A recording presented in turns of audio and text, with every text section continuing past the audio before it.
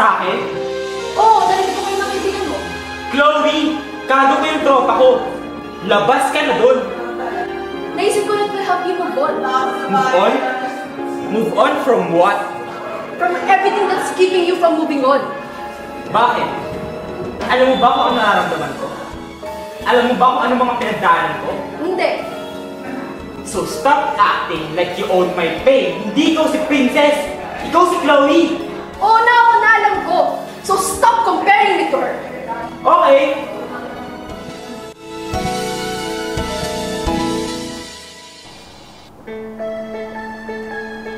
Ani nila, kapag in love ka, tumitigil ang mundo mo. Bumibilis ang tibok ng puso mo. O kanang.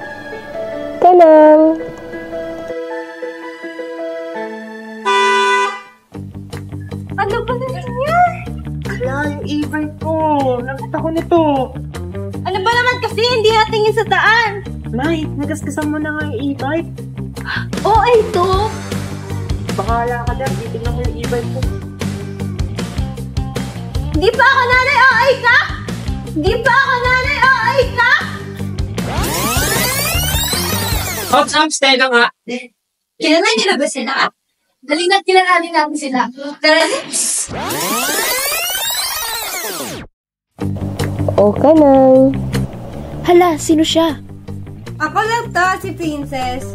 Oo nga pala, pasensya na. Masimulan na nga ng maayos. Siya si Princess Miyuki El Sato. Pinanganak noong 18 ng Setyembre, 2005. Pwede niyo naman akong tawagin Yuki na lang. Pero mas bet ko yung Yuki Gandit 091805. Simula pagkabata, mahilig siyang sumayaw, kumanta at higit sa lahat, magpaganda. Well, maganda naman talaga ako. Oo na te, patapusin mo muna ako, no? Ay, pasensya na. Papansin lang ang ate mo.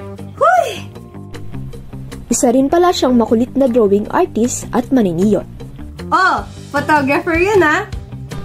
Masipag, mabait, magalang, lahat na nasa kanya. Mahilig siya sa aso, pusa at kahit anong paman yan. Balang araw, naniniwala siya na magiging isa siyang nurse upang matulungan ang kanyang pamilya at maalagaan niya ang may mga sakit. Gusto mo pati ikaw alagaan ko? Hays, tama ka na. O siya, seryoso na. Next!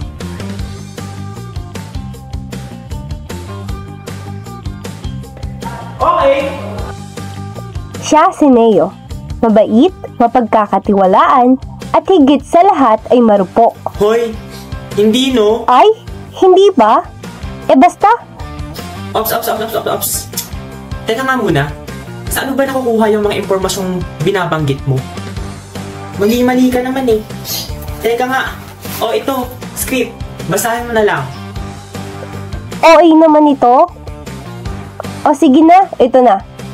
Siya si Neo Andre, not Andre, Bautista Mendoza. Siya pala ay isang OA. Ay, hala, OA nga. Dati siya nagsisindi, ngayon ay nagsisilbi. Wait nga, ano naman yung nagsisindi?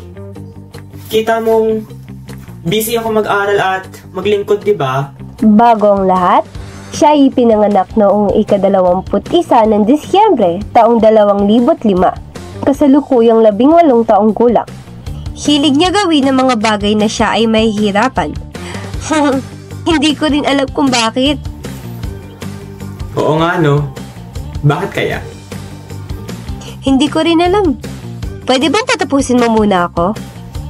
Ay, sige. Di ba mas kilala mo naman kung sino ako? Okay, tapos na. Ha? Yun na yun? Naisip ko that will help you move on.